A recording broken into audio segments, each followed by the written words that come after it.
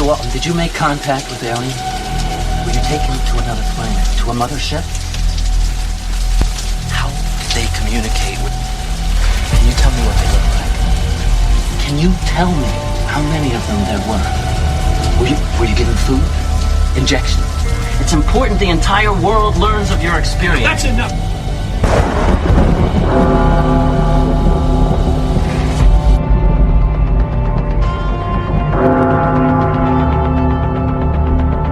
Teachers are alive. They're not books. They are the very living essences of nature itself. Unbelievably powerful supercomputer that's running our reality, and we don't have a clue as to how to operate it. Say in your mind, say to yourself, I am more than my physical body, because I am more than physical matter. I can perceive that which is greater than the physical world.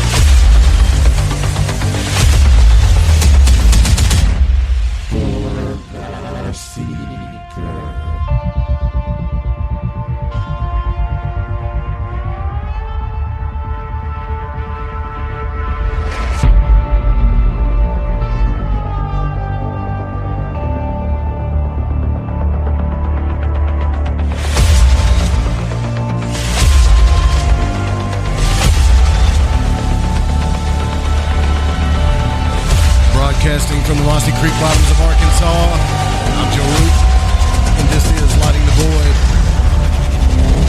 You can check out our website at lightingthevoid.com, facebook.com/lightingthevoid, and at Lighting the Void on Twitter.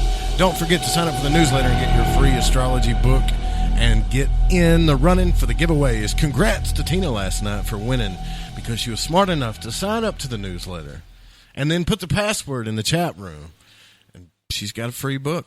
We got another one coming out. They're just coming out in droves, right? So congrats, Tina. Way to go. It is August the 30th, and the night is windy here in the natural state as we get the remnants of the angry tale of Hurricane Harvey.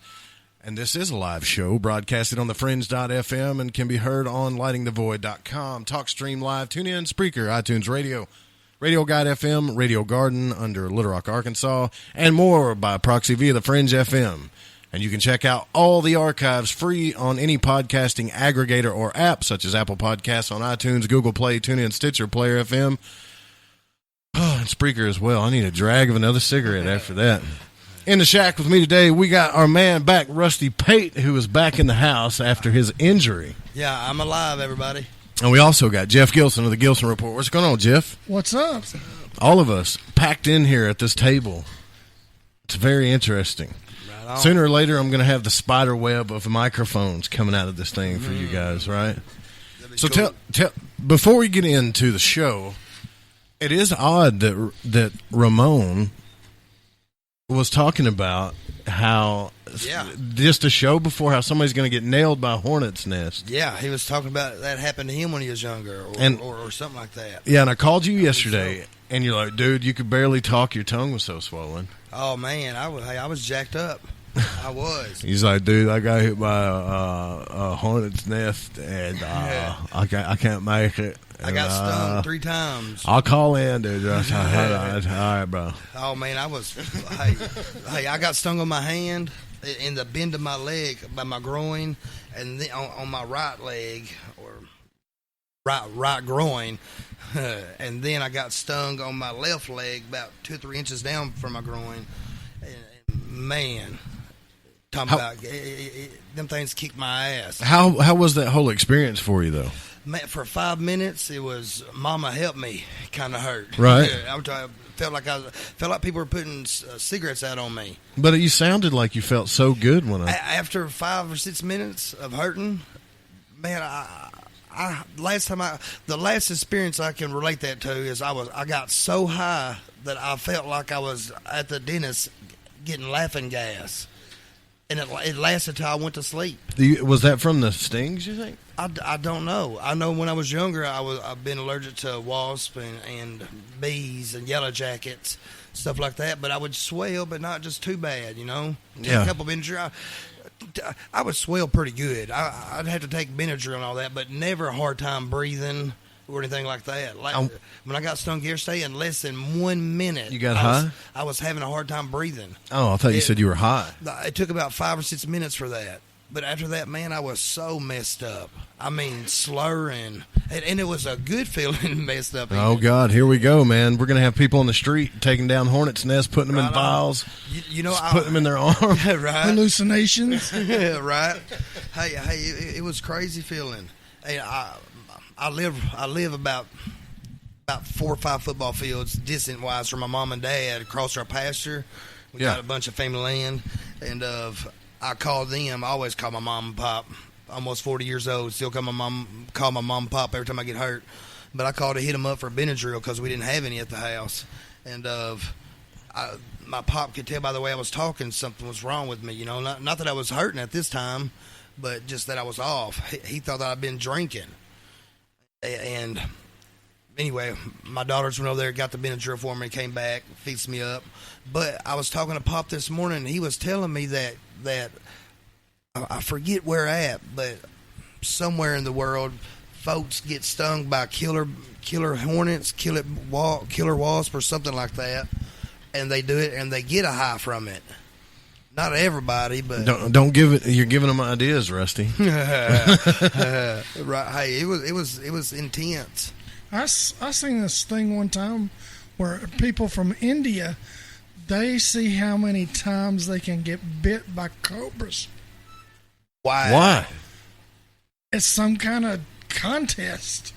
Wow. Did you see it on YouTube or something? No, I seen it on TV. They got me beat.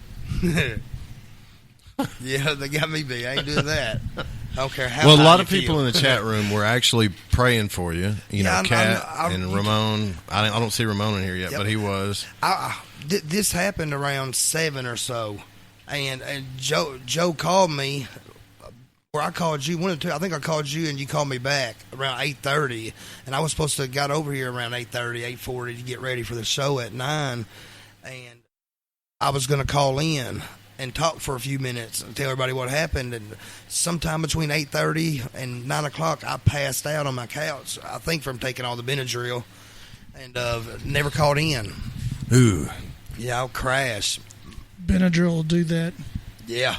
And I took 2 of them and then waited about an hour and took 2 more. Well, I want to talk about something real quick while this is on my mind. I have a Google Alerts thing set on my Google, so anytime somebody like mentions my name, Lighting the Void, you guys' name, or anything like that, I get a Google alert. And I found a show by, well, I won't even give this person's name, and they're attacking my man Kurt, right? Curtis Green, the nicest man I know. Right, is being attacked, and it's all because they're saying that I'm some evil guy that's using Kurt for my own benefit, and that I block people from the chat room. Right. Well, didn't you say you did block that woman because she came on? Yeah, I mean, if you're going to and wigging out, yeah, and well, just trashing everybody in there. Also, if you're known across the internet as a professional troll, I don't want you around. Makes sense. I mean, I'm not into this for the drama or Howard Stern type stuff. You know, I'm just not into it. Oh yeah, it'd be so easy to get ratings if me and you was to get on here and have controversial issues and griping and wigging out stuff that draws ratings. Yeah, so I listened to part of the show, right? And my man Curtis Green, Green. You let me listen to it, man. That man stood his ground. He did, but they really was trying to. I mean, they wasn't just trying to make him mad. They was really trying to hurt him. They was really trying to tear his feelings down. We're your friends, you idiot. Yeah. Don't you know we're your friends, you dumbass? Do you know how stupid you are? Do you know how stupid this sounds, pal? What? And it's so immature to block people from the chat room. It's so immature that Spreaker tells you it's probably a good idea because they're immature too when they created this whole thing, you know. That they're using. Right? Yeah. anyways, I just thought it was awesome to have that much attention. Kudos to Kurt Green. Yeah. I mean, I like positive attention way more. I really do, especially from the little group we got in the chat room. Right on. But every now and then, when someone takes their time out of their day to put that much energy into hating you, you got to love that too. Yeah, it means you're doing something right. You got to love that too. It means you're doing something right. So, Kurt, if you're listening, brother, I love you. Yeah, you're the man. Right. All right, let's do this thing. Joe's magical tip of the day. Never, ever do baneful spells, prayers, or rituals to hurt someone. Never try and hurt someone with esoteric power or anyone else. You can always bind things out of your life, pray things away, but always protect yourself in a way that you tell the universe to let it harm none. Make that statement with your mouth and let it cause harm to no one. Just to be sure that whatever outcome you're willing doesn't cause any harm to anyone. And you'll be surprised how things kind of start working in your favor and no one gets hurt. Always, always, always, always do this. And that's it.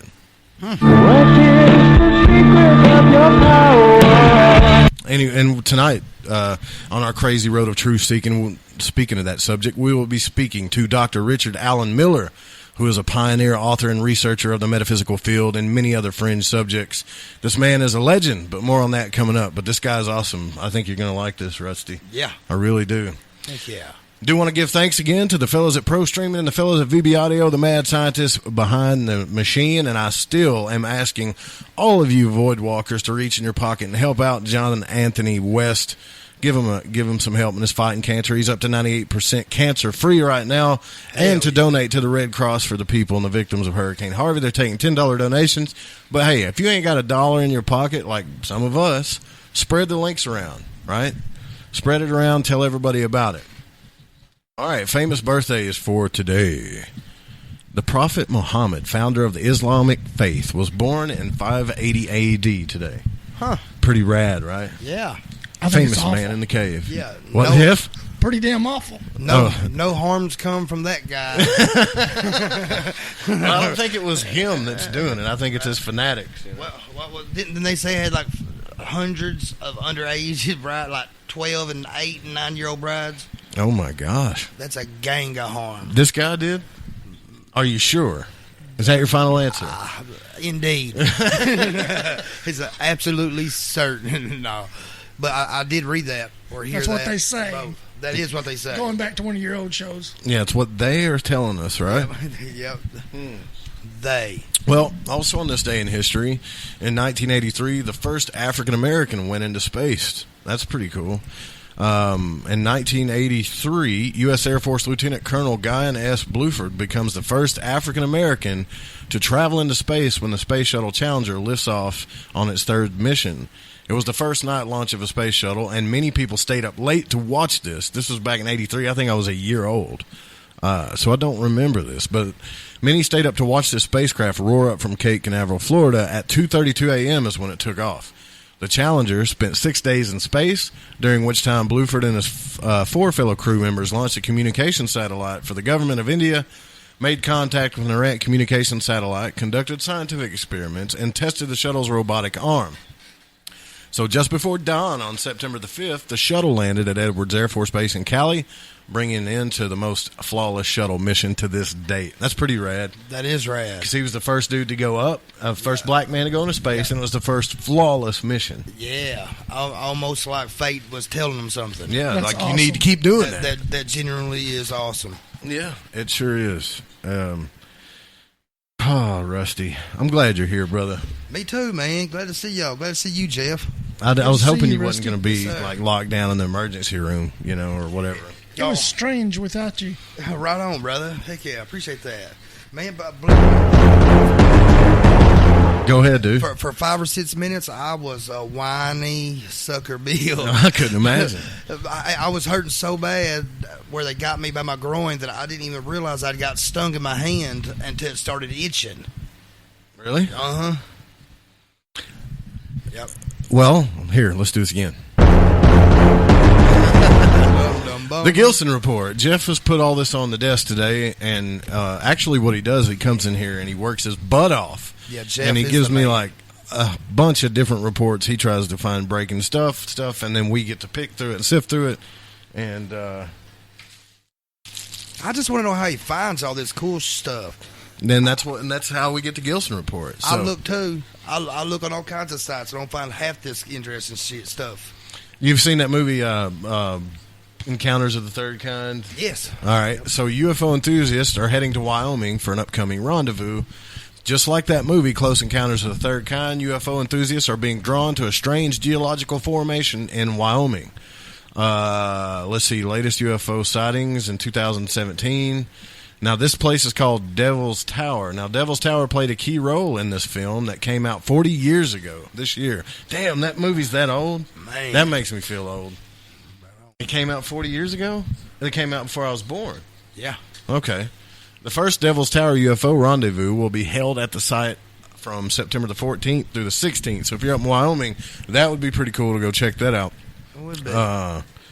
The formation is actually the solidified core of an ancient volcano. Experts on UFOs will speak at the convention, and organizer Brian Olson of KOTA TV says there's a fun side to all this, too, with plans for a parade, live music, and a barbecue cook-off. Devil's Tower stands more than 800 feet, which is 243 meters tall, and can be seen from miles. That's the same thing that was in that movie, that big Gotcha. tower. Cat wants to know how many times you got stung, Rusty. 3. 3. I thought you got stung more than that. No, just 3. And that was enough to put you down? Man, it was vicious. My hand swole up. I got stung on the palm of my hand, and it swelled up probably. It probably swelled up maybe where it's probably 2.5 inches thick on the corner side of my hand. Yeah. It's still swollen today, but just barely. But that way. Are you sure you just didn't put the on a inside of drunk my and tell me thigh? all this? Yeah, I'm sure. Well, I got stung by on the some inside of my hornets. groin, it stung up about half the size of a baseball is what it about ended up being. On your groin? Yeah, right where my leg meets my groin. You don't have to show me. That's okay. No, right on. I'll show you my hand. Yeah. Oh, man. All right, well, let's keep going here. Postal workers are charged with taking bribes to deliver drugs. Imagine that. 16 postal workers in Atlanta and the surrounding area accepted bribes to deliver packages of cocaine. That's what we call it down here, a little cocaine. Federal prosecutors said on this Wednesday, today, in exchange for bribery payments to postal workers, provided special addresses on their routes where the drugs could be shipped, and then intercepted the packages and delivered them to a person they believed was a drug trafficker using the postal system to ship multiple kilograms of cocaine at a time one at a time, I think, of cocaine at a time into the area. Excuse me. U.S. Attorney John Horn said, but it was actually a sting operation. The supposed drug trafficker was working with law enforcement, and the packages contain fake drugs. Oh, man, they should get fake sentences. Right? Fake sentences, yeah. Postal employees Just joking. are entrusted with a vital function in our communities. They often are visiting people's homes and having personal interaction with our citizens, Horn said. The defendants in this case allegedly breached that critical trust by accepting work from somebody that they believe to be a drug dealer for a simple few extra bucks in their pockets. They were willing to not only bring what they believe to be dangerous drugs into our communities, but they also jeopardized the safety of their coworkers and the residents they served. And that's what this guy says, right? So some of the postal workers recruited others. Oh, man, they started an army, like the foot soldiers and the turtles, right? They did. The foot.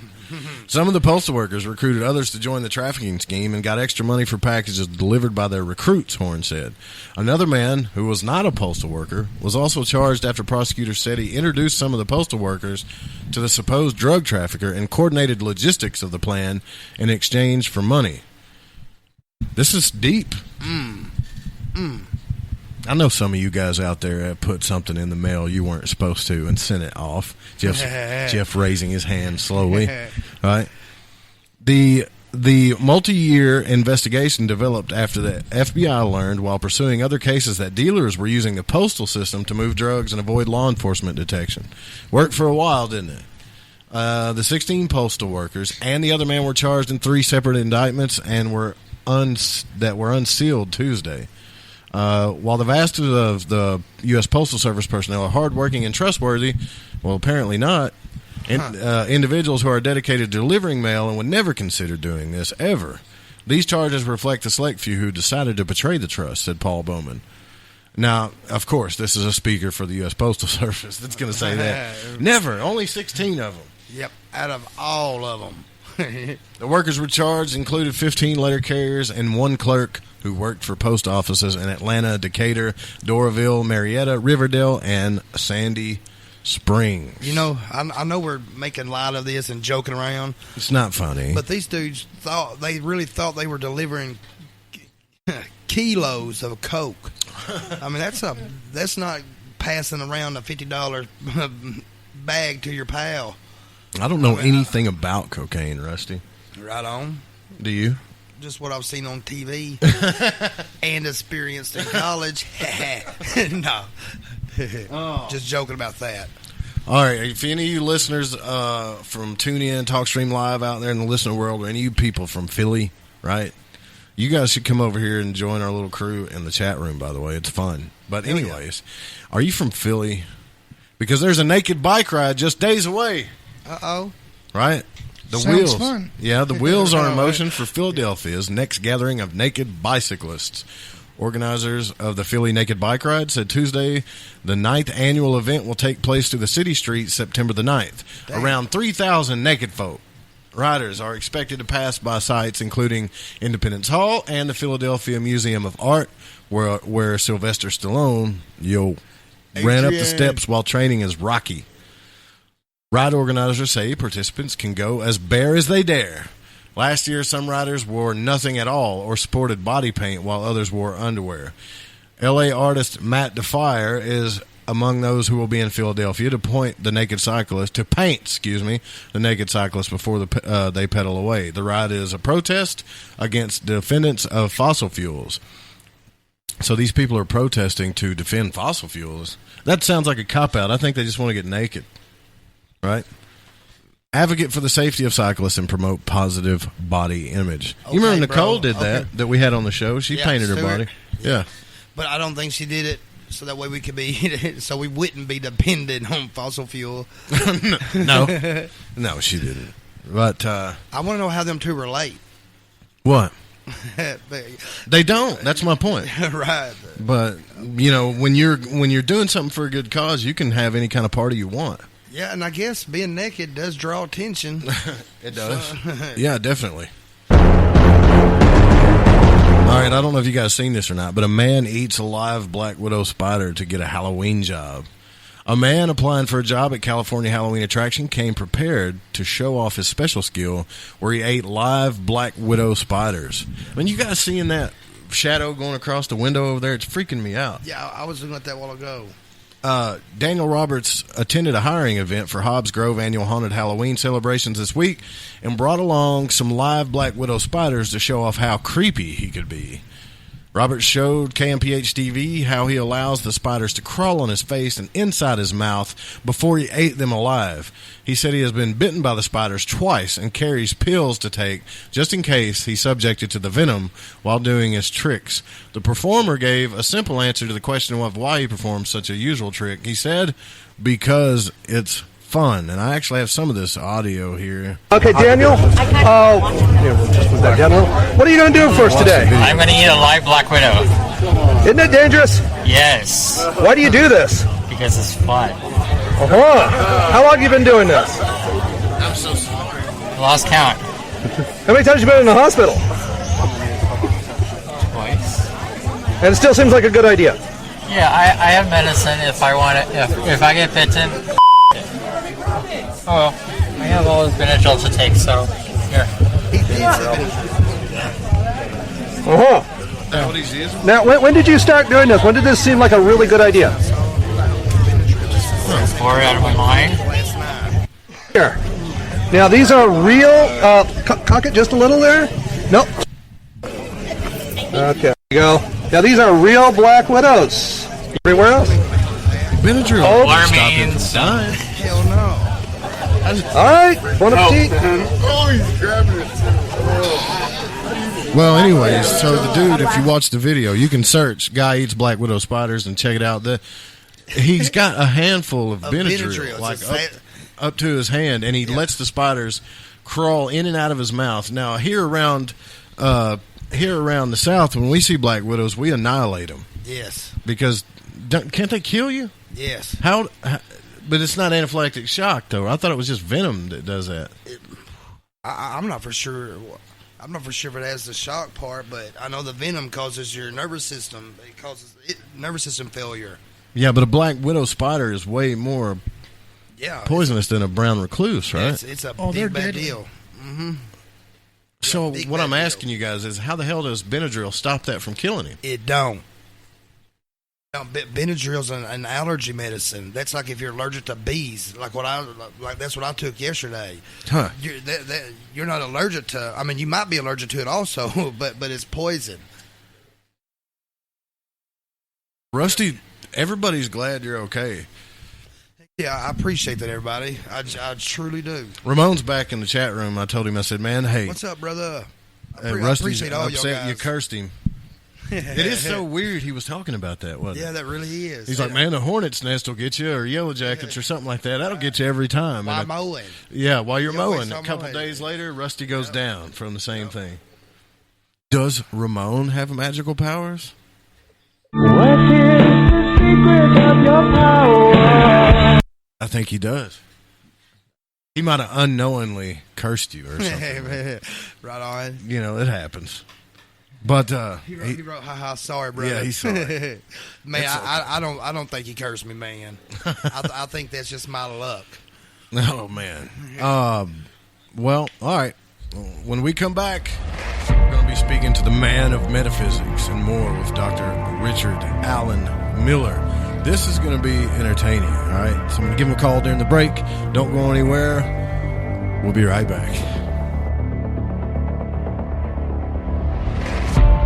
To KTLK. That's such a pretty song to smash it with thunder like that, you know. But I had to. All right, so we're back. Thanks for sticking around during the break. It's been a blast. We got some stuff off our chest. Rusty's okay, and everything is golden. All right, so let's get on with our guest. Right now, I'm excited about this. Author and researcher Dr. Richard Allen Miller does reveal a depth of knowledge and experience in the alternative agriculture realm, physics and metaphysics as well. He began working in the secret world of Navy Intel, SEAL Corp, and the MRU in the late 60s, and now has amazing experiences and conclusions to share with the world. Before many leading-edge concepts became trendy topics, Miller was and was in the international front lines of research, experimentation, and documentation. His writings reveal a depth of knowledge and experience in three major fields: alternative agriculture, physics, and metaphysics. Today, Miller writes for Nexus magazine and is a preferred guest on internet radio. And in the 21st century, Miller is reemerging at a critical time in humanities' evolution, and I believe that as well, where metaphysics and practical survival converge. He has been on countless internet radio shows, including Coast to Coast AM, Ark Midnight with John B. Wells. He's been on Shift Happens. He's been on a ton of radio shows, but it's his first appearance here, and you can check out all the stuff at richardallenmiller.com. And man, it's really awesome having you with us this evening. How you doing? Well, I have a lot of options on how I could respond to that.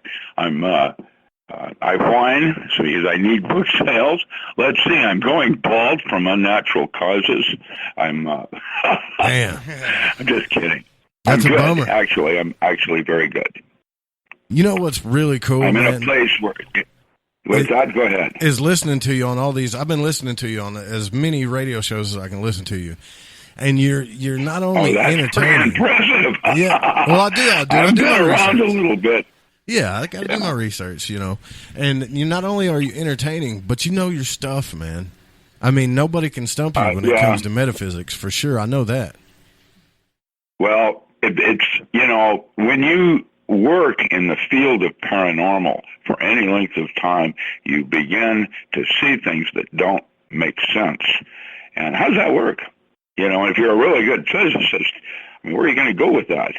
And I have come to some conclusions that are really interesting. And while I can't necessarily prove certain things, by looking at the world in certain ways, as are models or, physical laws, they're models, it opens doors that would not otherwise be available.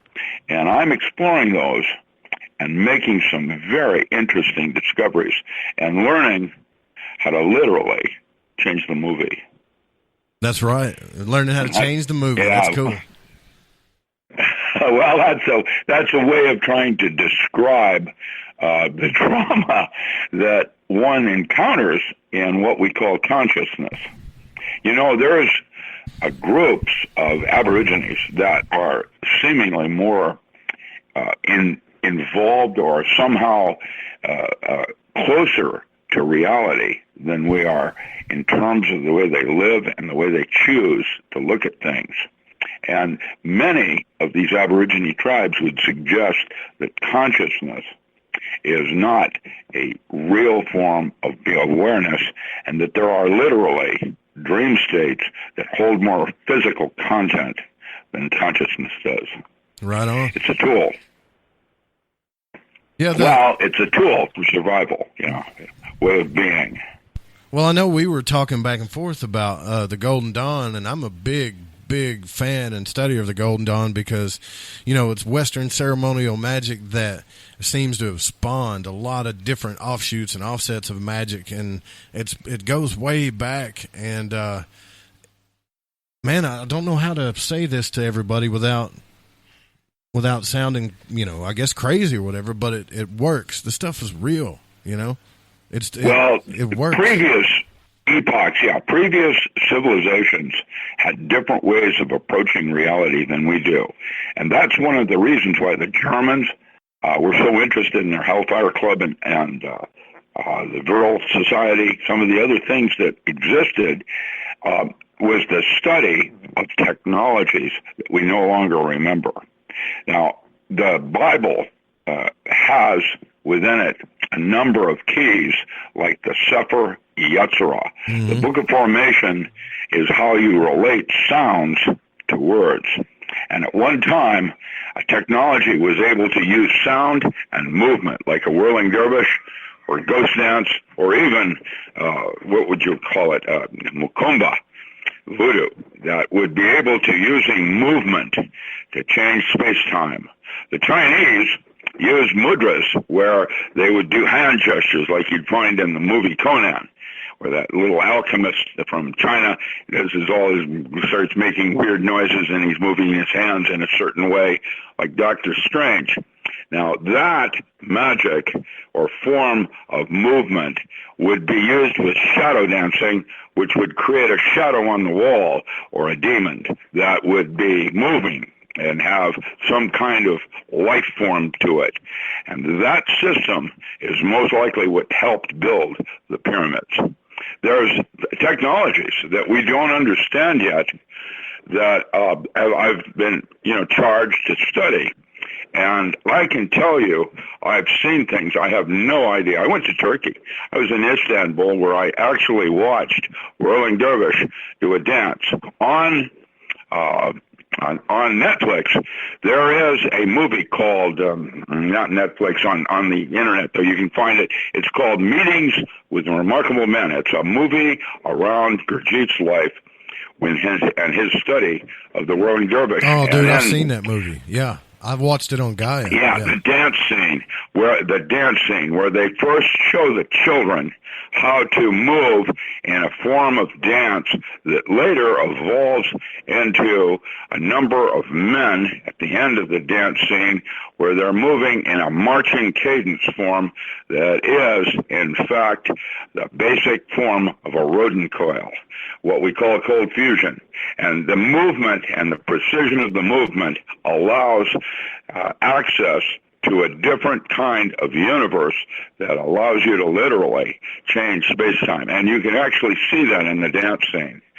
So that's what I've been studying for a number of years with the military, and I've taught courses at Harvard and other things that are now out in audiobooks that would give you a foundation for some of this stuff.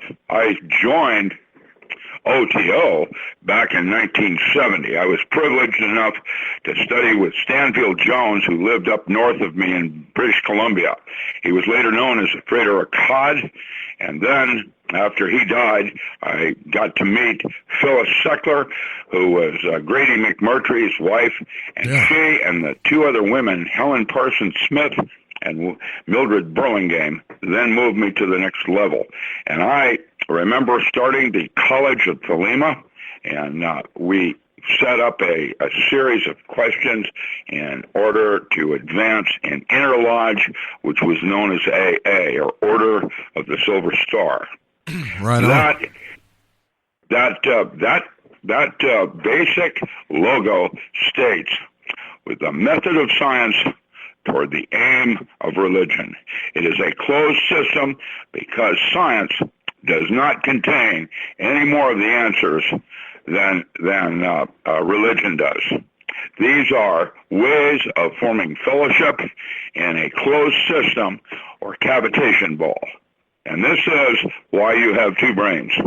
This is why our solar system has a binary.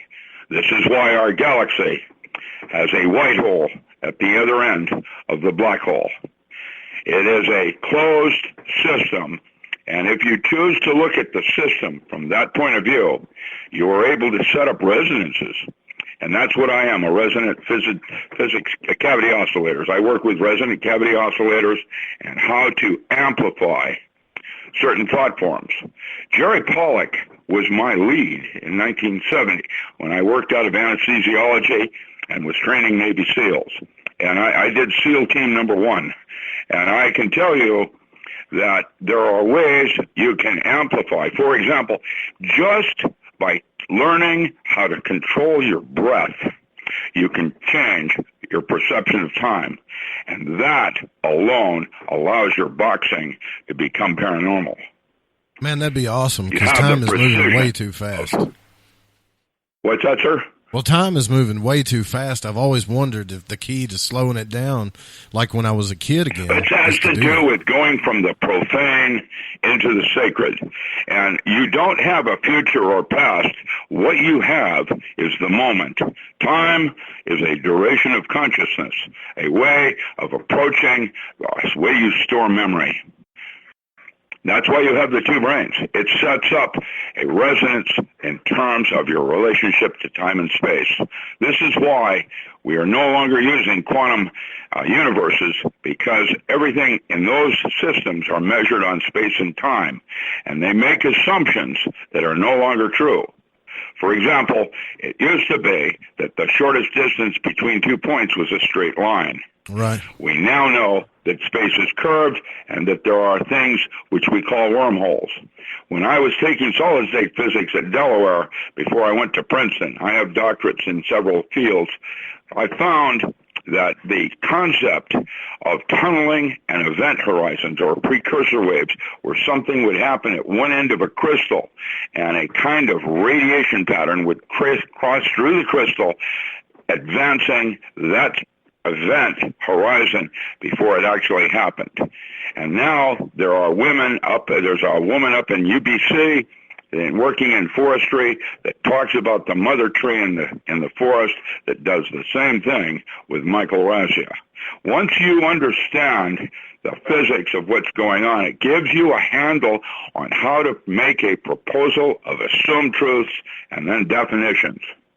Once you have that, you have the keys to access in the kingdom. And this allows to use altered states of consciousness as tools in a toolbox rather than be shunned. When I watch a woman rip a car door off to save her daughter in a flaming automobile, I have to ask how that's possible when her bones and nothing in her body is stronger than steel. It's not possible, except that all of you understand that it can happen. The very fact that you can see it in your mind's eye is what makes it real, and what you have done is moved from one universe to another in what we call the multiverse. And as far as I can determine right now, basically we are moving back and forth between one universe and another several thousand times in a minute. To train the mind, like meditation, and to allow the mind to flow where it wants to in towards a purpose over intent, means that now you're here and in terms of doing your true will. And that's what we all need to discover. Once we have that, the rest is, changing the movie is simple. Right. Yeah, there's and I heard you talking about the difference between ethics and morals on a different show. Yeah, that's in a book called Power Tools, the 8 protocols I used to make Navy SEALs more than human. And one of those discusses the difference between intent and purpose and what changes between an ethical man and a moral man. And in the movie NCIS, the series, Ducky Mallard replied, "An ethical man knows not to cheat on his wife. A moral man won't." Right. And that's the difference between intent and purpose. One, the intent is what actually happens at the end of the day. And purpose is what really wants to happen when Aleister Crowley would say, "And none shall say nay." You're not in conflict with anything. It's called the flow. And once you find that sweet spot, that's where it all happens. Right on. Man, man, I got to get more of your work. You got a ton of work on your website. I didn't know that you had that much material out, man. It's amazing. I'm a polymath. I'm more than just a physicist. I'm a medical doctor. I'm an anesthesiologist. I'm a Jungian psychotherapist. I studied with James Hillman and Kubler-Ross. I mean, when I came out of undergraduate school at Pullman, old man DuPont was there waiting for me. They had a bullseye on me when I was in high school, and they trained me in every single thing they could possibly do by taking me to the East Coast. I ended up at MIT doing a number of courses under Albert Sense Gorky, like quantum biochemistry, and then when I came out of graduate school, I got rushed, just like a high school kid would get rushed going to college with sorority and Greek houses. Only these clubs were lodges, and I had to armor up. And so what I did, immediately after graduate school, I spent 6 years with Gershom Scholem studying the Kabbalah, and I am now a Hermetic Kabbalist that speaks Greek and Old Hebrew. I have done my own translations, and I have my own conclusions. And you can go back and see what Mark and Luke used in their Bible when they study with Jesus, and the Colburn Bibles. Now, there's where you can find some real truths from previous epochs and how to use concepts that we no longer or have forgotten. I can tell you there's something else going on. There's something out there that is trying to stop us from making these discoveries. It's as if we have been robbed of our genetic memory of past lives and previous knowledge bases. And if you learn how to tap in to the soul, and that's only halfway to God, basically the soul, a physical metaphor of the soul, is structured water inside a microtubule that forms what you would normally call chi. This chi is, or orgone, whatever you choose to call it, at the moment of death, there is a 3.2 ounce weight loss in the body. And it's this structured water, memory water, that's going into back home to the multiverse. And the good news is that means that death is not what you think it is. And in fact, you do this every night with specific forms of dreaming. There's different kinds of dreams like lucid dreaming, and that place in lucid dreaming is a closer place to reality than consciousness is. And so the new physics is going to be the study of these altered states and how to use them like tools in a toolbox. And magic is the art of changing consciousness at will. And that's what it's about. Magic will come out of physics, much like chemistry has emerged from alchemy. Right on. Yeah, man, I always thought that too, because when I've had lucid dreams or did like astral travel, there's this sense of heightened state of awareness. Also, colors were more vivid, edges were sharper. It seemed more real, especially when I was on. That's exactly, and you do that in the Shabad or the SHABD, the sound current.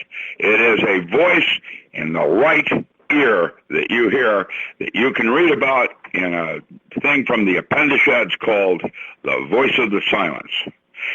And it gives you 10 sounds, and what you hear determines at what level of spirituality you are at. Spirituality is not what you do, but how you do it. Once you find your center, it's different for each of us. That's why it's an art form. Sculpting and dancing, two pencil artists doing stippling and crosshatch will do it differently, and that's the difference in terms of magic for that person over another. And each of us is different, and that is the length, girth, and width and breadth of what constitutes being human and your divine right. Dude, that's freaking awesome.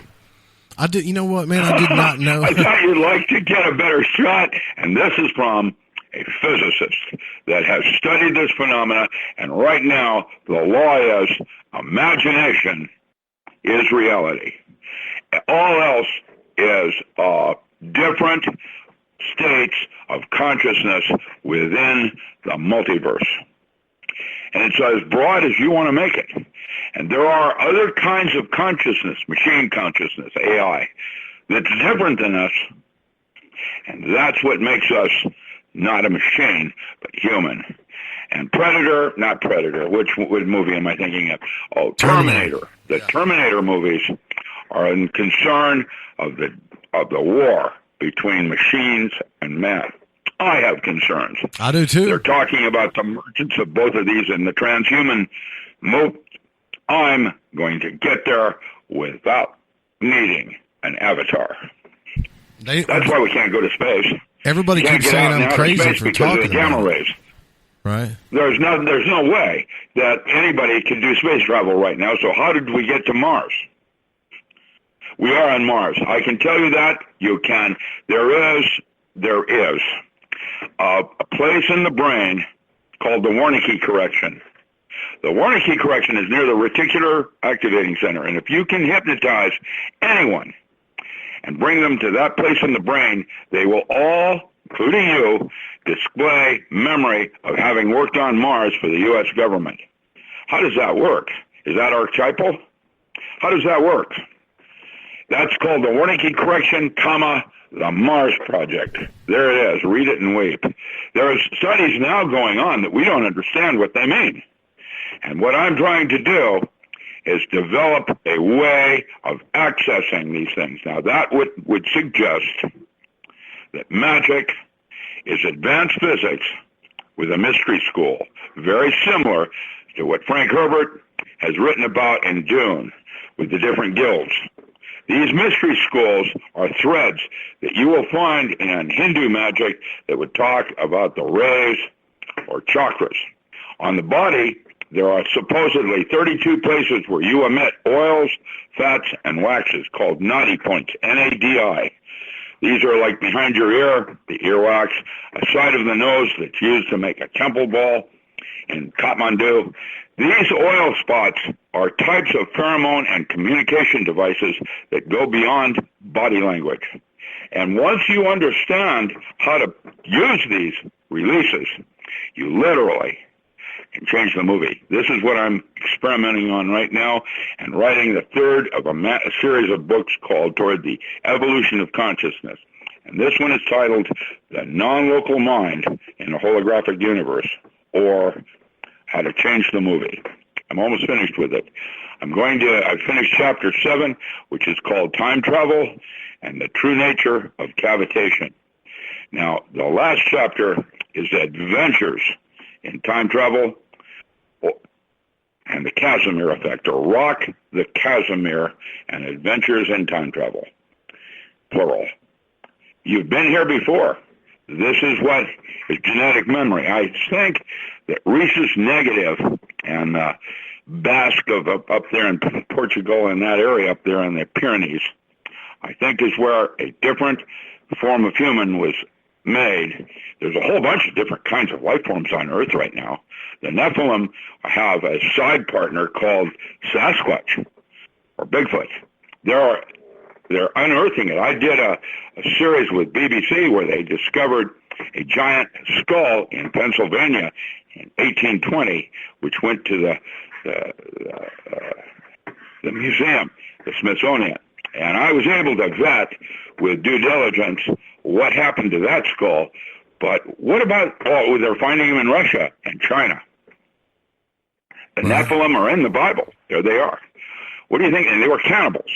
The American Indian talks about them, especially the ones down in New Mexico, the Hopi, the Navajo, some of the others. They have songs that they sing. Indian medicine has to do with transferring genetic memory from one person to another in an oral tradition like the Kabbalah.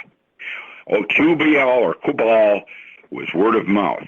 And it wasn't until later that it was down in the written word. And if you don't think there's something going on with our language, try reverse speech sometime and saying how that's a closed system with an idea of what you're saying backwards. There's physics involved in this that I can't even understand yet. And what I'm trying to do is sort it out as a really good physicist that has a very strong background in magic. And now I am the physicist that didn't blow himself up. Dude, that's so intense, man. It's so much information. You wanted full barrels. Here we are.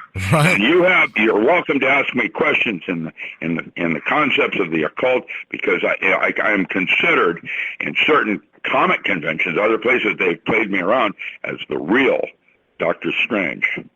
I am moving into new worlds of discovery, and I'm encountering beasties. It's interesting. I can tell you what a demon is. Demons are simple. The devil himself, that somehow is in conflict with God, did not occur until Christianity. And as far as I know, God's not in conflict with anything. And we have several hierarchies. If you go into the Kabbalah, you will find that Kether, which is the creator of man and all of that in the tree of life, above Kether are the veils of Isis, Ein Sof, and Ein Sof Ur. And that sounds like Bob Dylan, and everybody's got to serve somebody. Right, yeah. Well, we've tried to talk about Kabbalah on here on the show, and it's so hard of a concept for radio. It doesn't seem to get a good response. Well, let's talk one basic form. You have the two outer paths, the masculine and the feminine, and both paths at the very top that go to God are either the hermit or the lovers. That means you either go in, you reach God androgynously, where you have integrated the masculine and feminine within yourself, or you do it with a partner, a reflected part. And the path that connects the two of those is humor, in the middle or sea of abyss. And in my holistic Kabbalah, I'm like Gareth Knight.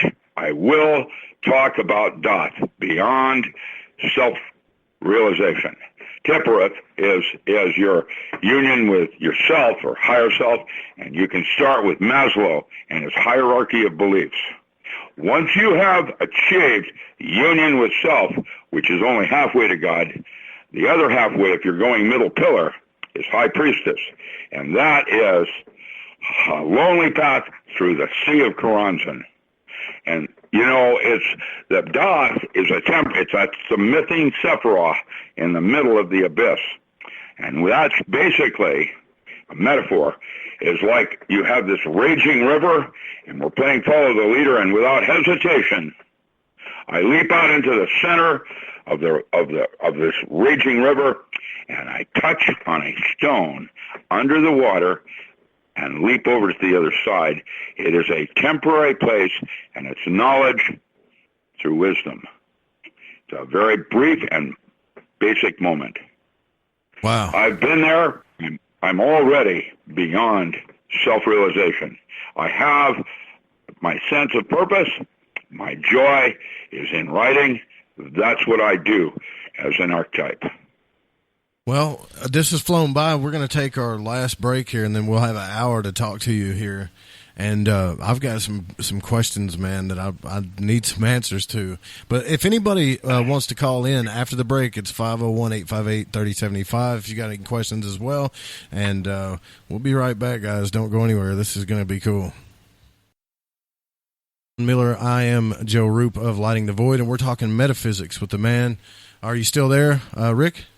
Yes, I am. I noticed you'd sent me an email saying that you were dropping me a few times. Sorry about that. Well, no. Well, I think I was calling the wrong number. When I figured it out, I was calling the wrong number. There it is. That's exactly how it works. Exactly.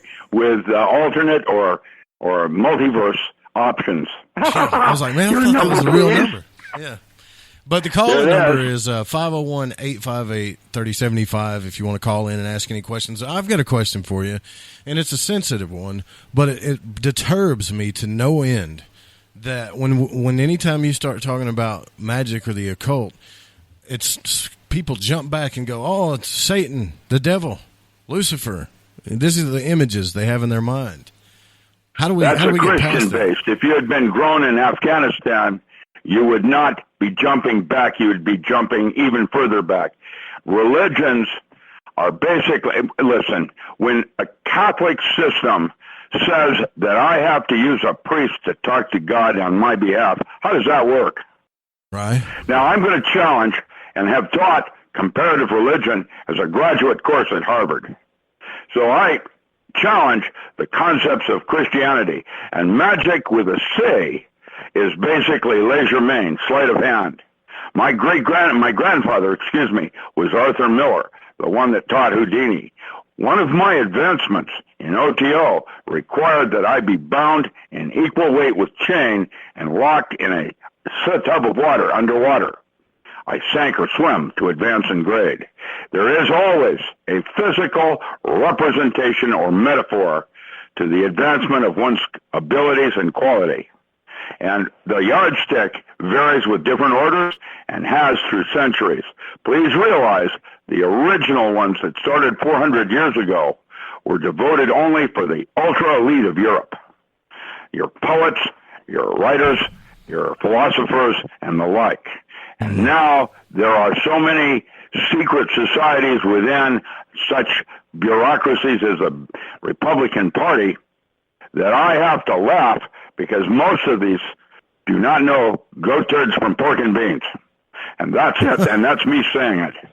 They don't know what they're doing. They haven't got a clue. Somebody that would bathe in blood from a 14th century ritual thinking they're going to make themselves young again, or doing a pedophilia thing with a child. Those are old grimoires. And they don't... What works is not the system. What works is your training of your mind. And once you've done that, it all changes. Yeah. Well, I mean, literally, where I'm from, it makes people just run for the hills. They don't want nothing to do with you. That's a Christian background. You're in the Midwest. Where are you located? Southern What is your Arkansas. primary demographic? Little Rock, Arkansas. Yeah, there you go. And so, Bible Belt. And I have to tell you,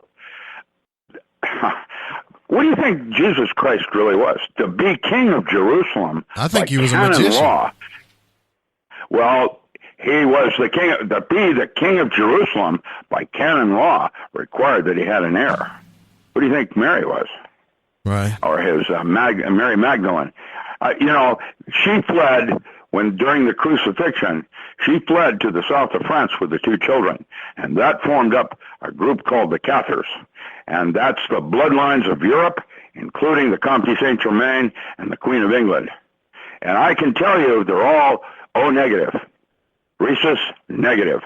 And I'm going to go further on that. There is a war going on now in the military in their attempts to try to control certain blood types using frequency bands. It's not going to work. I'm a real physicist. I can tell you it will work. It doesn't work like that. All of us, even if it's not a dominant and you're AB positive, you've still got the rhesus negative in you, and it's probably the reason you don't have genetic memory access. Now, you can break that code.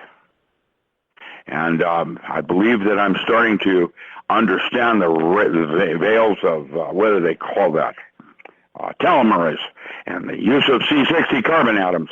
Now, for immortality, that basically just came out. Cliff High, others are talking about it. I wrote about it 2 years ago with C60 and C120 carbon. And you put some olive oil in that rather than exclusion zone water and watch what happens to your body and the telomerase in your body. What age do you want to be? There it is. You have physical tools now to do it. They're posted on my Facebook at docram.com. Now I'm here to tell you there's more going on than even I understand. I know that I may never know. In fact, many things don't have answers. They don't work like that. We have made an assumption that at some century that will be explainable by physical laws. That is not necessarily true.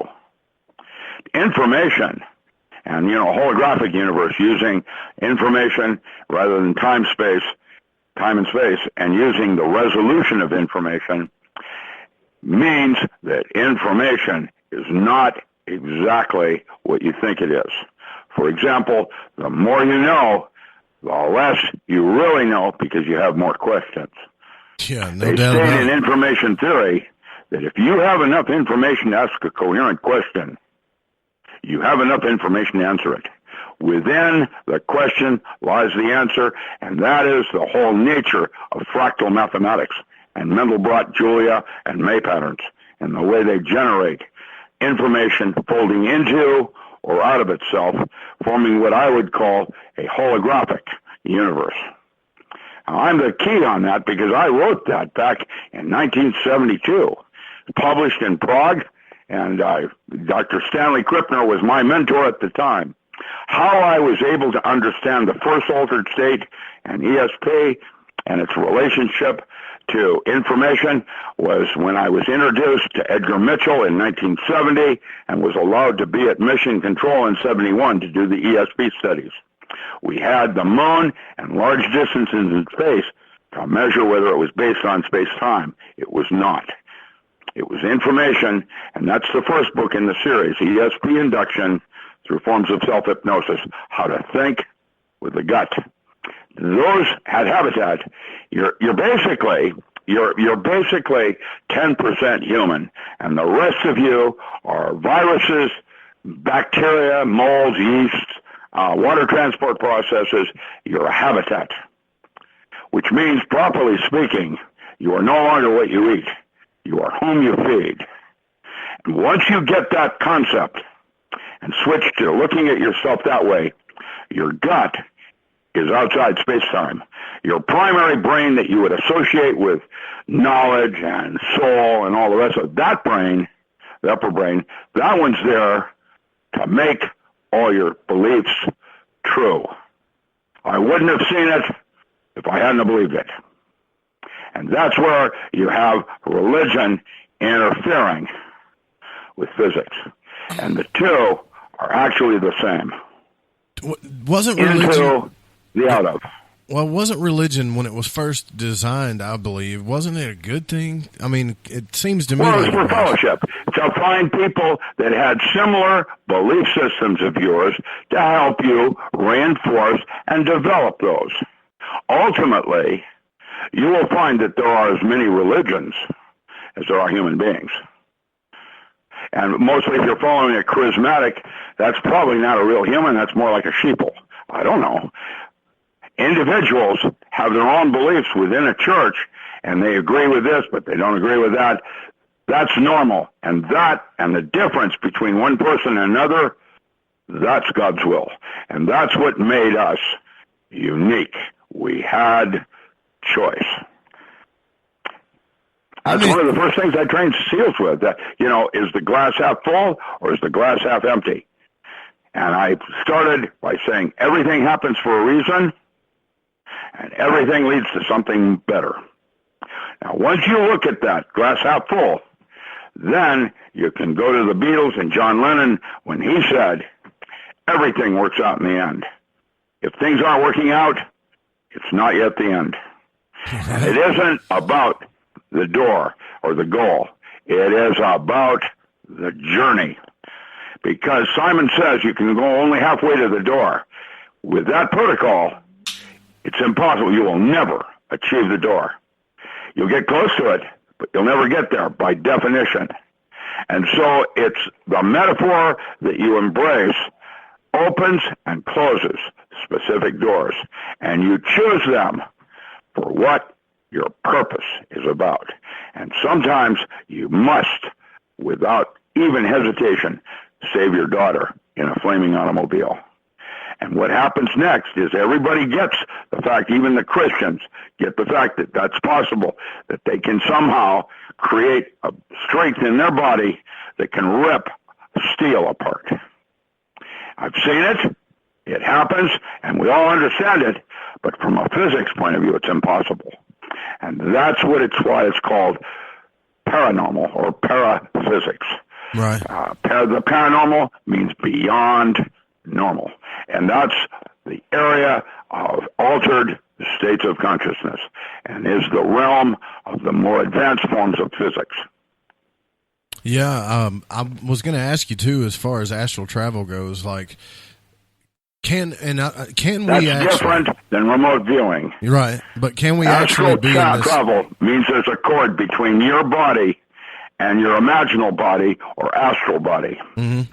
And what you're basically doing is taking your consciousness from where you are to where the event is and witnessing that information and bringing it back to your body. However, in a holographic system, the two are the same because everything is in a point. And information is not over there because that's presuming space-time is real. It's not. So if I leave my body and I go into another room where my son's playing video games, that is an altered state of consciousness that Monroe writes about, Carrington, others. Absolutely, an altered state used as a tool to get access to information that it then brings back to consciousness. Consciousness is only based on five senses. You know, you clairaudience, clairvoyance, clairascension. It's always in terms of one of your five senses. Yet there's the sixth sense that's just somehow outside space-time, which is your gut intuition. Yeah. And if you listen to intuition, you know, you have in front of you six things, and that one right there, that one's more important than all the rest of them. That is a future timeline talking to the moment. And if you can integrate that, you literally change the past. And that's the first step toward changing the movie. Yeah, I need to. That's true, because I know if I would have listened to my intuition a lot more, you know, I'd find out I was right. It is the first thought, not the second or third. It is the first thought that occurs in your mind. And the second one is the upper brain coming in with logic. And if you listen to that one, the likelihood is you're going to get shot because it's a possibility.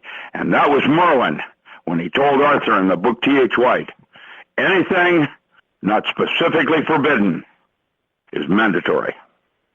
If it's possible, you can count on it. So you don't go to that place. You go to this place where it works on strictly instinct, and that means you're closer to purpose and closer to physical reality and why you're here. And if you get shot because of doing that, you were supposed to save the team. And my SEALs, the SEAL Team 1, set the precedence, and we're all of us still here. No casualties. And I can tell you why. Because it was a small team, all of them had PhDs, and we set the tone for how you train the mind. So hermetics, as far as all is mind. Well, that's my path. You know, Hermetics is a Jewish system. It doesn't have to be Hermetics. You know, you can go to Theosophical Society, or you can go to BOTA. There's lots of different ways or schools to study the protocols that you choose to use. I have found Hermetic Kabbalism to be very useful to me because I'm basically a mathematician. I use my math for my physics just like I use my astrology for my magic. Timing. You use astrology in psychic discoveries they had in Prague, Czechoslovakia. They had a form of astrology called cosmobiology, where at the moment of birth, a woman's sex cycle is set in phases of the moon for when she ovulates. And there's a relationship between the storm on Jupiter and the turbulence we find on Earth. It's a metaphor, and the physical isn't but one part of something that's much, much more. And when you move in that sea, the access to doors and possibilities becomes multiverse. Well, how did you get? I mean, I know it's probably started a long time ago, but how did you get started on this path? Well, stay tuned on that. I'm still on my pathworking. That's what it's called, pathworking. And you know, to fine tune, like Simon says, halfway to the door.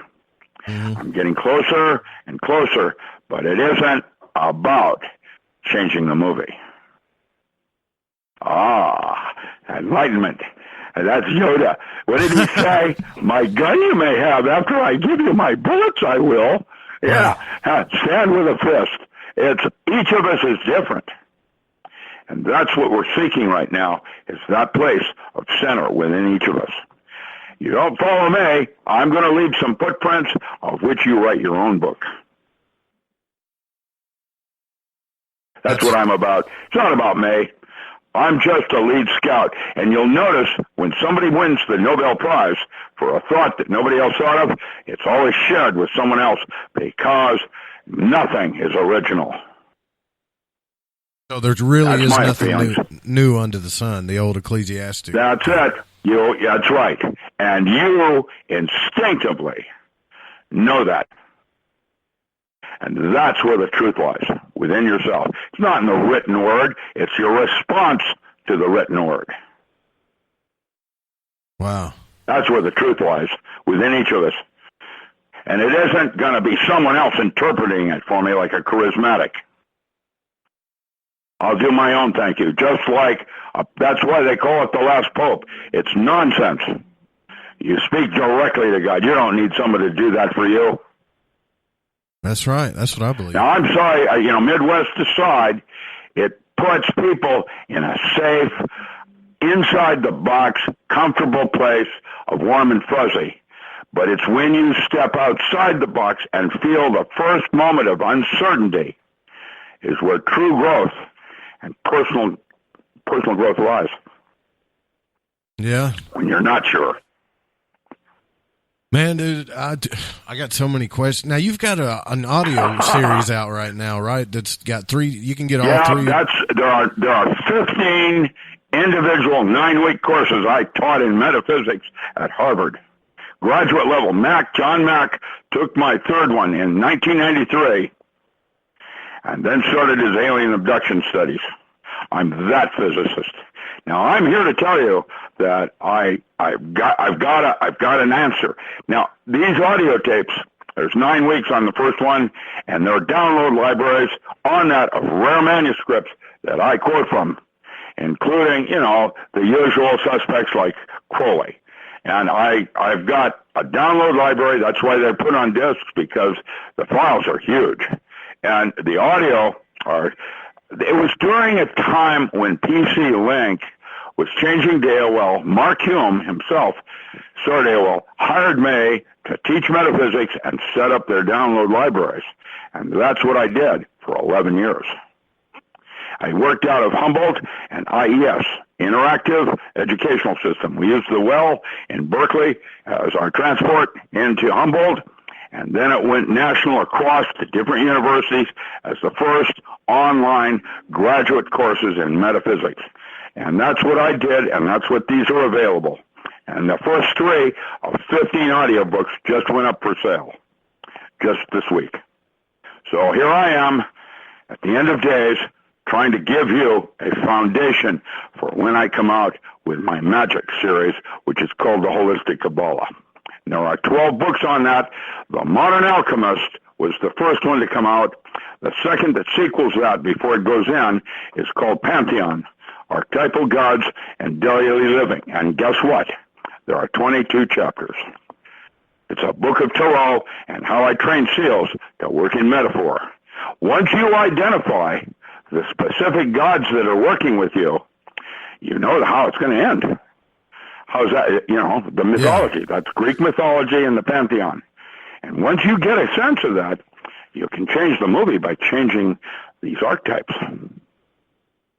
These are the things that we all go through. Yes, it is. Okay. They're so-called 22 stories in the big city, and people in Jungian psychotherapy are either possessed, one god, or complexed, more than one story going on. Once you identify the stories, you know what the outcomes can be. That's it. Like Psyche at the Well of Souls. Wow. Now, so Catalina in the chat room brings up a good point. What about guides or ascended masters? Are they just part of the hologram, or are these beings real? They are most likely higher parts of self trying to talk to consciousness. And you have fragmented them into Katumi and other forms like Anastasia. They are access to hidden memories that have been locked in the DNA or the soul that you're now getting access to. And that explains so much. If you read Robert because consciousness fragments it into different individuals. Yeah. But it's really what you're doing is essentially talking to your higher self. Yeah, because in his books he keeps running into all these figures. At first he did not know who they were, and later on in his third book he found out they were just parts of himself. Pretty trippy. Most ways of finding Rome. All roads lead to Rome. What you're trying to do is get access to yourself. Once you have that, everything else falls into place. And that is the reason why all saints in history have stressed the importance of meditation, training the mind. So if somebody's listening to this radio show, Rick, for the first time, and they said, man, I really want to get into this stuff, what would be the first book you would tell them to pick up? Well, the one that most people like is the most recent one, which is Power Tools for the 21st Century. Right. There are 3 workbooks that go with that. The first 2 are out. The third has not been written yet. The third one is basically a project I'm doing here locally called The Caterpillar at Pacifica Gardens.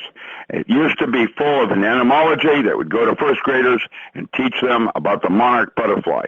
And we've stripped that down, and it is now a mobile water testing laboratory run by third graders. And the third graders go to first graders and teach them how to test or whether or not the water is drinkable with turbidity, pH, and so on. And the last chapter in the workbook that I'm writing now, the third one, is how the first grader then goes home and teaches the parent. The second workbook that came out last February, not this February, but last February, is called Workbook 2, or Can You Live Off the Grid for 30 Days? And it talks about the importance of water, food, medicine, and so on. And in my field, I've written an encyclopedia of alternative agriculture, 9 volumes on herbs. And one of the chapters in there is on herbal pharmacies. Because when the grid does collapse, what are you going to do about for your heart medicine? And so I'm trying to prep people in survival and basics. And we start with children. And so we call that movement Common Ground, not Common Core, which is trying to make them into zombies. It's terrible what's going on. Children are smarter than we are. They just don't have the experience. Richard, and that's honestly, how much power does an individual have that he does not know about? He can become what he conceives of as the possibility of what God is. And that, basically, is even only halfway. Technology is 2 centuries from now will be called magic. Breaker 17, come on, is that ESP? Now, I'm going to say this. I have a sense of what physics is about to become. And it's all about the concepts of using all these altered states that we have feared and shied away from as tools in a toolbox where you can be stronger than an ant is. How can an ant with a small exoskeleton that it has be as strong as it is and be able to lift 4 times its weight? Man. Altered states of consciousness are God's gifts to man that allow him to evolve in his level of consciousness awareness. You know, I heard Carol. That's what I'm writing about. Right this all started in 1964 when Timothy Leary gave me my first hit of LSD. All of my work now has dealt with altered states of consciousness and what they represent as possibilities in the use as tools in a toolbox. They're inappropriate. You don't use a ball-peen hammer on an automobile. You don't use a Ford hammer on a small nail. Uh-huh. Each has a use in it. And what it is to categorize and name these different altered states and how to use them. There is one state just slightly left of consciousness where your ability in guessing increases 400 times over statistical convergence. And that title is ESP induction through forms of self-hypnosis, going into an altered state with conscious awareness of using it as a tool for your thinking with the gut. Wow. That's so cool. That's where I want to go with you. This is the idea of magic being an advanced form of physics, the mystery school. KRS-One said something the other day. I was watching a video, and he said, if you ever think about the old nursery rhymes, row, row, row your boat gently down the stream, merrily, merrily, merrily, life is but a dream. And he said that's the secret, if you can comprehend it. Absolutely correct. It is not the laws of physics change every 20 years. I don't know of a single law other than Maxwell's equation, right-hand rule of thumb, that has lasted longer than 20 years, the relationship of electric to magnetic fields. I have to tell you, I have watched physics go through a number of things. We have tunneling and event horizons, precursor waves in solid-state physics. We have all the tools in front of us that if we choose to look at the universe this way or that way, the doors change. And right now, back in 1973, I wrote a paper called Embryonic Holography, and it suggested that the DNA was a three-dimensional hologram of force space, who you were, who you are, and who you will be. And now, in the same mode, I am going to suggest that the brain is a four-dimensional hologram of five space. It's 4 dimensions because it's an amorphous semiconductor. It's a liquid crystal phase. It's constantly changing. And if you go to different places in the brain, you change the movie and the projection. That's how much power you have. Can we get there without psychedelics? Is it possible? You already have the chill going up and down your spine. Ooh, that chill. That's dimethyltryptamine or ayahuasca. Mm-hmm. What taking psychedelics does is jumpstarts the brain's own production of similar but uniquely different neurotransmitters. And basically, it's a shortcut to Grandma's house. And like all shortcuts, there are big bad wolves out there. Yeah. And so when you take shortcuts, you have the risk of the shortcut. And one shortcut is to jumpstart meditation, and having the brain of a 30-year, someone that's meditated for 30 years, you can do that in 2 years using brain drivers and biofeedback. And both of those are chapters in the Power Tools book that I talked about in the training of Navy SEALs to control autonomic functions. You can control your heart rate and pulse and respiration with your mind's eye. It takes training and to learn how to hear those sounds inside yourself, which are uniquely different for each of us, to change my heart rate and raise it up or down. Now, those are shortcuts to the absolute meditation of Noho Ringi Kyo, going into Simran and Bhajan. And, it takes 30 years. Persinger, others have done studies on that. However, the brain of a meditator is in bliss states.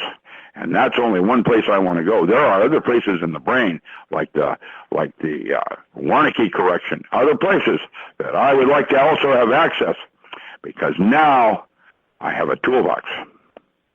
So I've read occult books, Rick, that tell me that I can go to different realms and speak to different jinn on different planets and constellations and all this stuff, but it's really all just a part of the narrative. It doesn't matter. That is correct. What you're doing is consciousness is having to translate it into something that it can grasp.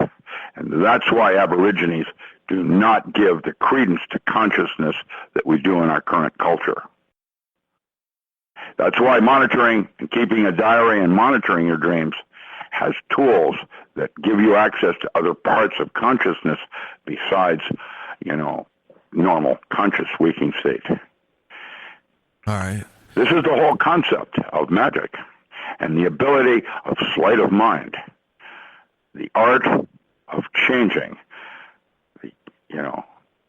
changing your what you want to happen with your will. Yeah, that Crowley seemed to go down in a flame, but he was he's got so much genius the bad work news. out See, there. a teacher can only take you as far as they themselves have gone. And Crowley, just like Tombstone, died in Hastings as a drug addict. We didn't know about opium, we didn't know about heroin, and we didn't know about morphine like we do. However, addictive behavior and using it as a tool is a very fine line. Timothy Leary, in his Varieties of Psychedelic Experience, wrote in the Bardo Thadal, the Tibetan Book of the Dead, that there are 4 reasons why a Buddhist gets high, and only one of them was for escape and recreation. Psychedelics right now will be this next century's form of basic medicine, like a psychedelic mushroom for cancer. I'm going to tell you that all of this has to do with belief systems. More than 90% of all medicine is placebo, and what you actually think is happening. Once you understand that principle, now you can take personal control of your health. And there is a major difference between health and healing. Healing implies, by definition, that there's something wrong, whereas health talks about homeostasis, and it's different for each of us. So, it's a mindset and the way you choose to look at reality. And once you understand that, now you have the first keys to the kingdom. Is this why you think Crowley left the Golden Dawn and developed between him and that other guy? I forget his name. It's on the tip of my tongue. Theodore Roos. It all had to do with sex magic and the evolution going from Hartman and talismanic magic into sex magic. And basically, the Masonic secret today is the thought that occurs at the moment of climax happens. It is about emotional punctuation in your thought at the moment of climax. Whatever you're thinking will happen, literally. That's the whole foundation of Moonchild. Right. And I'm trying to tell you that's the mass of the Holy Ghost. And consume that. Now, when you have an orgasm and the semen enters the woman, there is a rare protein that is created in the woman. And to consume the Eucharist is where the man takes it back. And the third movement in sex magic is quiddash, and being able, like the Hindu Buddhist, pull that semen back into his ejaculation, back into his body. It is another technique in sex magic. All of it has physical metaphor. Well, Heather says really, in the chat room, she said, well, I would be a millionaire if that were the case.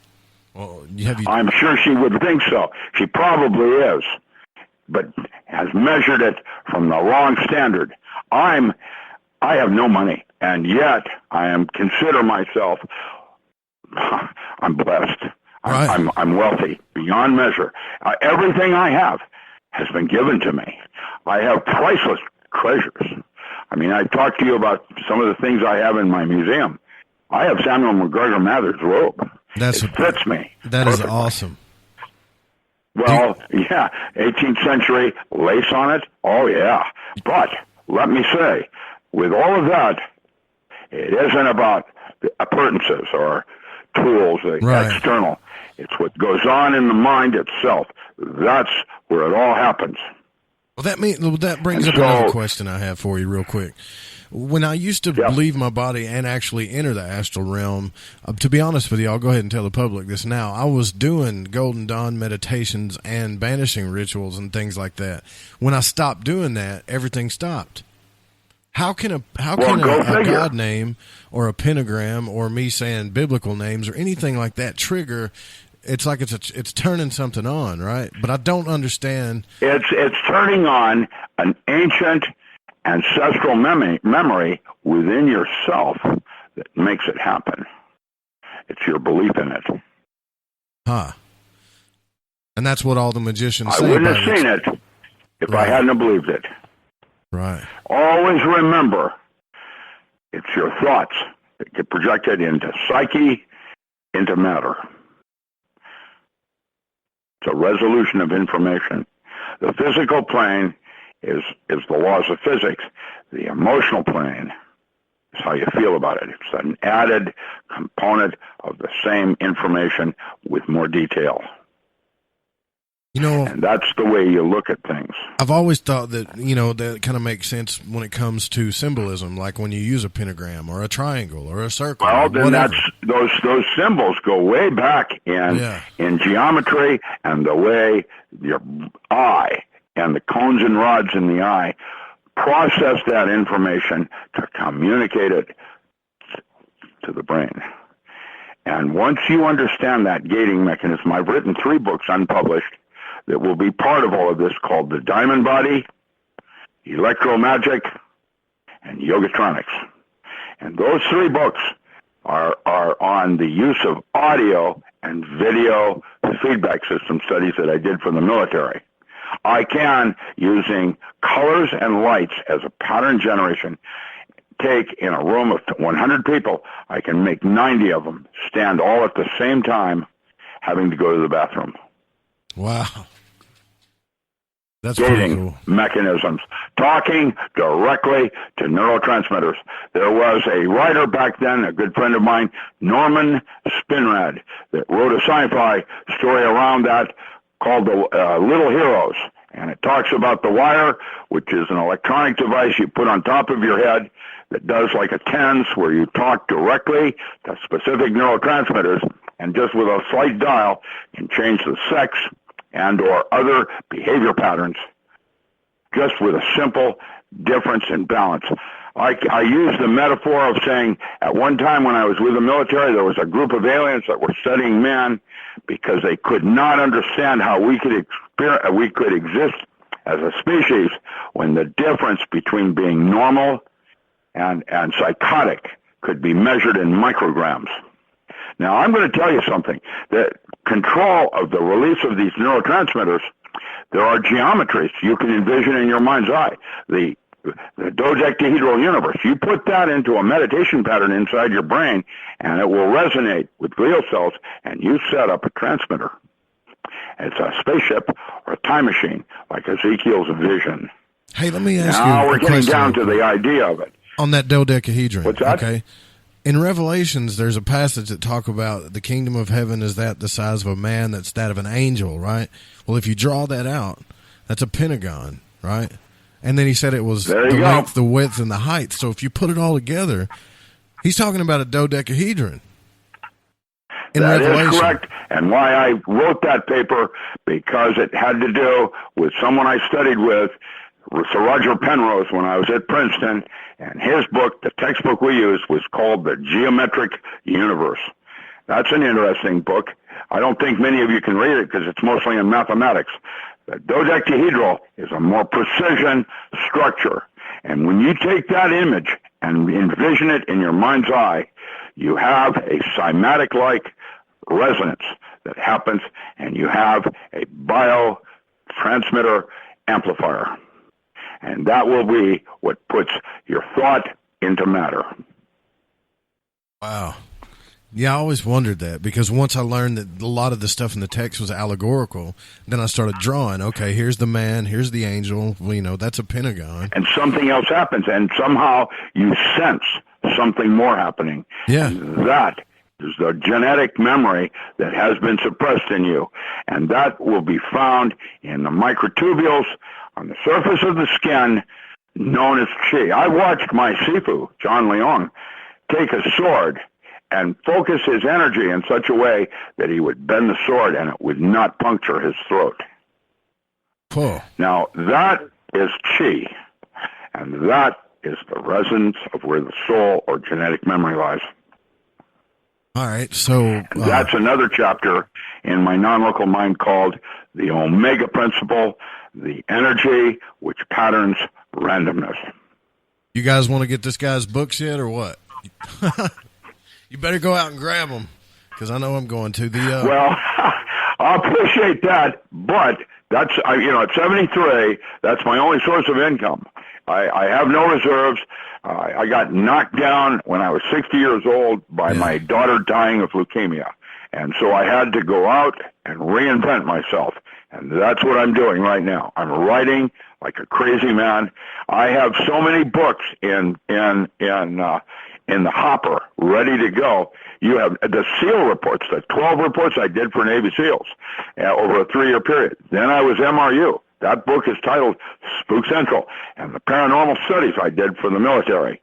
I have the Marshall Papers. Bob Marshall was an idiot savant that worked with Buckminster Fuller that created the concept of the diamond body. Right now I'm writing on fullerenes and the use of C60 molecules for immortality. I believe I'm on to the physics of how it all works, of which is no more or less than religion. It is the other side of the coin, which is all the purpose of Argenum Argentum, AA, Order of the Silver Star. I was going to ask method of science and the aim of religion. I was going to ask you about that, all right? So you take, I've looked at both systems, the Golden Dawn and the AA, right? And I've got to say... Well, AA is an inner lodge of OTO. Golden Dawn is an outer lodge like OTO, Ordo Templi Orientis. They're similar. It's not important which one you do. It's important that you do the homework. Right on. When you do that, what you do is you access yourself, and that's where it happens. Do you think that the Count, and I'm just going to ask you, Count Saint Germain, right? The Company Saint Germain has been written about by Umberto Eco in Foucault's Pendulum as a time traveler. The genetic bloodlines of Europe, they're all rhesus negative. They came originally from the bloodlines of Christ and Mary Magdalene and the Cathar religion. That's what the Templars discovered, the skull and crossbones of Mary. And that's what they died protecting. That's what it's about. Holy blood, holy grail. That's a good book to read. Yeah, yeah. And that's what they died protecting. You know, I've even watched a video where people are like, yeah, these guys were devil worshippers, and they even admitted it. No, they were protecting their secret. That's what they were doing. They weren't devil worshippers. The devil didn't even exist until Christ. The Catholic Church, that's what created it. And it was Pope Innocent I in the year 1000 when he declared war on the Cathars that the teachings of Christ went off in a different direction, the Church of Rome.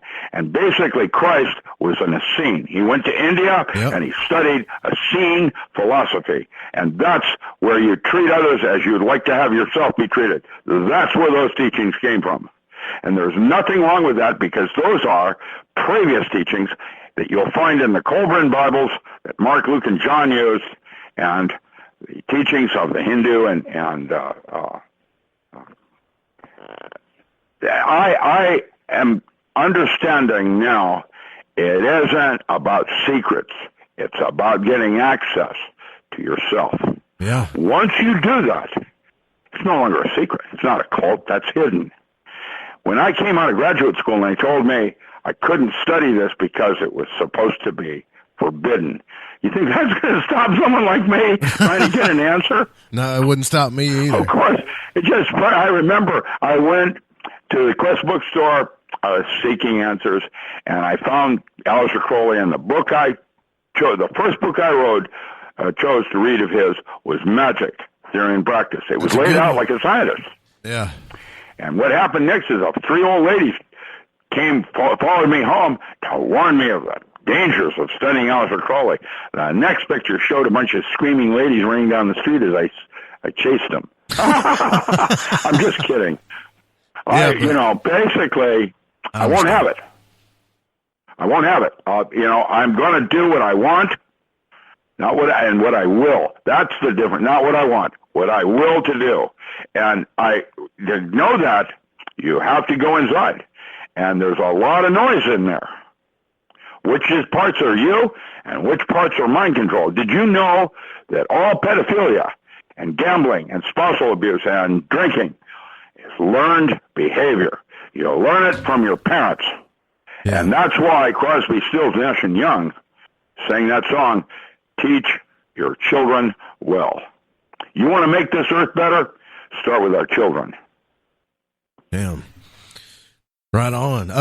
There's a question in the chat room from Ramon, who wants to know: have you ever did the Monroe process of the binaural beats? Which I'm almost certain you have. Yeah, that's what's described. Yeah, binaural beats, the hemisync, what's called hemisync or holosync. Now I use holosync because it's a bunch of Scientologists up in Portland, but that's one of the chapters in Power Tools, using brain drivers and frequency following function to train the brain and get it there quick. Now, you can have the brain of a meditator of 30 years using that technique in less than 2 years. It isn't as well defined, and you need to reinforce it. I'm right now, after 10 years, I'm using brain drivers again to reset my brain, bring it back into balance with itself. It gets aberrant like we all do, and that's why we have so many different weird people out there. And what we need to do is train the brain, and that's done through meditation and binaural beats, frequency following function, all of that Monroe material that now moved in. When I did it, he was at Berkeley. And we used his thing to train my teams how to train their mind and be able to have the ability to go into a deeper place during a gunfight so that you weren't all hyped out and got yourself killed. Right. That's how you do it. You use brain drivers and biofeedback. Both are chapters in Power Tools as useful tools, as shortcuts to get there quick. And so that's the second book on how to train the mind and body. And the third one is the one I'm writing right now. And the Metaphysics audio tapes are to give you a foundation with rare manuscripts that I quote from when I taught those courses, so that you have a foundation and you have your own ideas on how it might work. It's different for each of us, just like controlling your heart rate. That's why we have a good biofeedback system. What makes it good, besides a single gain amplifier, is the fact that it has options in biofeedback, sound variations, so you can break what we call learning curves. You hit plateaus and you can't go any further in the control of going down into a delta state. One of the pictures of me, I was able to retain consciousness when I was in delta state, deep sleep. That took a long time to learn how to do. I was able to answer questions with a muscle twitch on my arm. everybody's different. And you need to start toward that, because guess what? We're all here until the last one of us gets it right. We're archetypally connected as you are me, and I am you, and I am the walrus. Right on. That makes sense, man. It all does add up. But it's almost bittersweet. Time is not real. You know, what is real is imagination. Yep. So I encourage people to start with my metaphysics.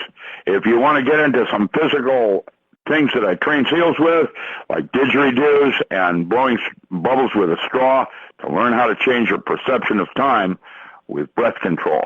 And let me tell you, that's going from the profane into the sacred, where, when you're making love, it becomes timeless. Yeah. You're not cognizant of time. Everything stops, and it's in the moment.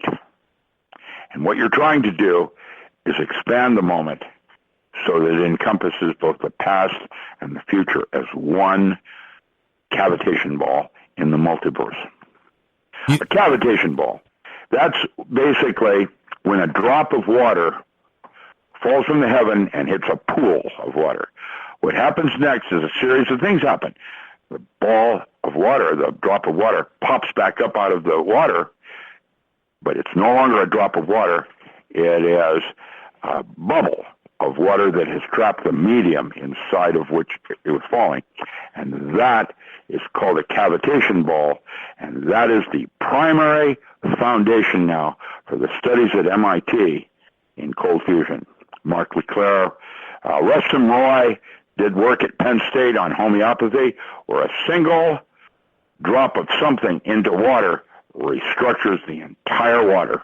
And Jerry Pollack, who was my lead at the University of Washington, got interested in how muscle, seemingly destroyed, would always regrow back in the form that it was. It seemed as if the muscle had memory on how it was. And in fact, that's where he discovered exclusion zone water was where the memory was held as H3O2, hydrogen peroxide, with a third hydrogen molecule. And that is what touches air in a wave that's moving, and why that wave is moving faster than the movement of the wave itself. The part that restructures the memory is held in water, and we are 94% water. Once you learn to structure the water, like bless it before you drink it, it changes everything. How much of that water goes into the urine as opposed to the body itself. It's all with intent in the mind's eye. And once you get to that place, now you can move to purpose. Because an artificial intelligent computer, like a third generation D-Wave technology, can predict what you're going to do 28 minutes before you know what you're going to do. Profiling. However, a computer does not feel pleasure when it beats you at chess, and that's when you're going to purpose. The difference between intent and purpose is the difference between being a machine and being human. The whole bittersweet part about this conversation is that we have to end the show, and I've got people in the chat room demanding and asking that you come back on the show. And I know that's a lot because you do a lot of shows and you're a busy man, but I'd be happy to. That's fine, especially if you organize your questions and we just go right down the line on them. I am Dr. Strange. I'm known as Doc Ram or Dr. Ram. That is what I am. I'm a scientist that went to the next level with my physics. And again, how can everybody find you and find your work? I'm at richardallenmiller.com, ALAN, richardallenmiller.com, and or my Facebook is at docram.com. I have a whole bunch of other websites, but we'll save those for other things. I'm a resource to help you find your own way. Right on. Thanks for coming out. That was really cool, man. I can't wait to talk to you again on the next show. My pleasure. Clock off, my goodness. Yeah, it's over. Time flew. Yeah. Well, that's because it was sacred. That's right. There you go. All right, guys, we got to get out of here. You're welcome. That was my pleasure. We got to get out of here, man. That was just as cool as I thought it was going to be. I can't wait for the next conversation. We'll see you guys next week.